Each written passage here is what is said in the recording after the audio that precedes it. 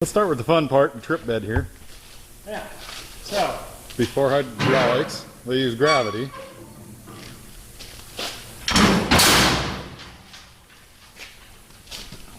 So, here's your hinge, and here's how they over center it. That's in front of the center of the weight of center of gravity.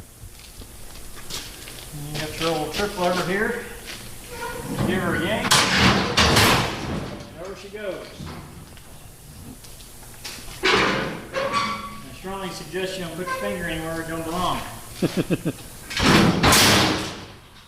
This one's got some custom dual wheels. Those are early 40s Ford hubs. There's 3 of them stacked on top of there, each other.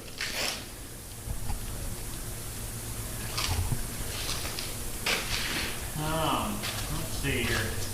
Tell them about the Warford. That's something special. Well,